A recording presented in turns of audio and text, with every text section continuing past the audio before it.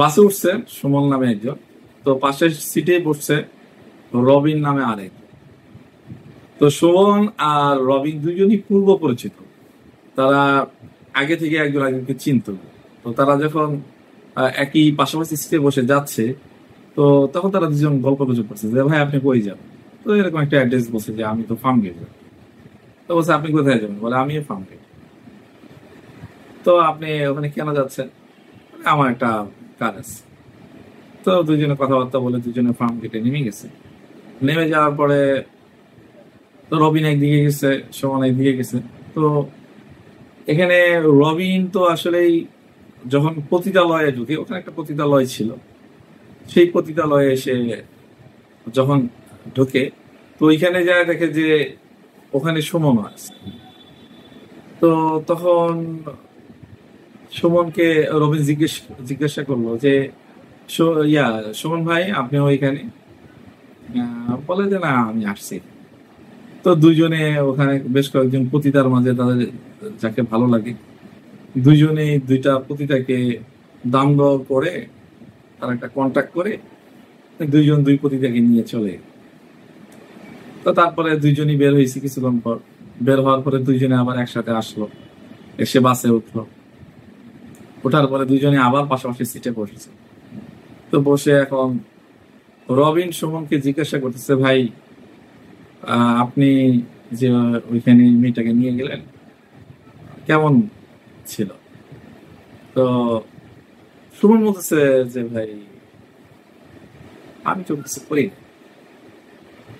এমনি ভাড়া করছি। আর রবিন বলতেছে যে আমি তো ভাড়া করে নিয়ে গেছি, খুব এরকম এটা করছি ওইটা করছি, হ্যাঁ খুব। সে তার চেনার অনেক আলাপ টালাপ গল্প গল্প করতেছে। কিন্তু সুমনের কথা হলো যে না, সে এমনি গেছে, সে জানা করতে যায়নি। ওই মেয়েটাকে এমনি ভাড়া করে নিয়ে যা রুমের ভিতরে, সে এমনি গল্প গুজব করে চলে আসছে। তারপর সুমনকে রবিন অনেক প্রশ্ন করলো, কিন্তু সুমন কোনোভাবেই এটা স্বীকার করতে নারাজ যে সে একটা পতিতালয়ে গেছে, একটা মেয়েকে তার সামনে হায়ার করলো, করে তার সাথে রুমে গেল, কিন্তু সে এগুলা একদম অস্বীকার করতেছে। তো তারপর দুজন নেমে যার যার মতো চলে গেল। তখন রবিন চিন্তা করতেছিল আর নিজে নিজে বলতেছিল যে এর মতো আমাদের সমাজে অনেক লোক আছে, যে একই সাথে দুইজন গেল, একই ধরনের অপরাধ করলো, কিন্তু একজন হচ্ছে এমন, সে তার অপরাধটা স্বীকার করতেছে, আরেকজন সে একদম মানে অস্বীকার করতেছে, আর সে একদম ভাজা মাছটা উল্টে খাইতে পারে।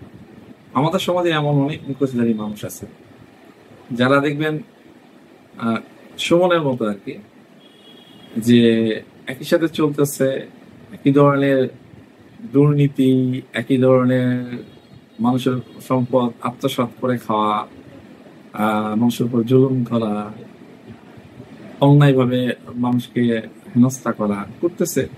কিন্তু মানুষের মানে এমন একটা সে মুখোশ পরে থাকে, সে দুনিয়ার কিছুই বোঝে না, ভাজা মাছটা উল্টায় খেতে পারে, নিষ্পাপ। এই ধরনের মানুষের আসলে এরা যতই পাপ করুক না কেন, যতই গুনাহ করুক না কেন, এরা নিজেদেরকে একটা নিষ্পাপ, একটা লেবাস, একটা মুখোশ পরে তারা বসবাস করে। তো আমি বলতেছি না যে যারা গুনাহ করে প্রকাশ করা, আমি এটা জাস্ট একটা গল্প শোনাইলাম আপনাদেরকে। আসলে গুনাহ গোপন রাখা উত্তম, এটা প্রকাশ করা উচিত না। কিন্তু আমাদের সমাজে এমন কিছু মানুষ আছে যারা প্রচুর দুর্নীতি, প্রচুর মানুষের উপর জুলুম করে, কিন্তু তারা এমন একটা ভাব নিয়ে থাকে যে দুনিয়ার কিচ্ছু তারা বোঝে না। এমন অনেক মেয়েকে আপনি পাবেন এমন একটা ভাব নিয়ে থাকে যে ও এমন ভদ্র জেন্টেল, মানে সে মানে দুনিয়ার কিছুই বোঝে না, জানে না। খোঁজ নিয়ে দেখবেন যে ওর যে সিরিয়াল কয়টার সাথে যে ওর সম্পর্ক, এমন অনেক আছে। আমি বলছি না সবাই খারাপ, বেশিরভাগ ক্ষেত্রেই এরকম। আপনি যাকে নিয়ে চিন্তা করতে পারতেছেন না যে এর দ্বারা মানে অপরাধ করা সম্ভব, এর দ্বারা গুনাহ করা সম্ভব, এর দ্বারা মানুষের মাল আত্মসাৎ করে খাওয়া সম্ভব, এর দ্বারা ঘুষ খাওয়া সম্ভব, অথচ অনেক সময় যায় দেখবেন সে পিএইচডি করে, সে এমন একটা মুখোশ, এমন একটা লেবাস সে অথবা এমন একটা তার মানে মানে ভাব নিয়ে থাকে, সে ভাজা মাছটা উঠলেই খেতে পারে, তার দ্বারা সম্ভবই না। তো সবাই ভালো থাকবেন। আসসালাম।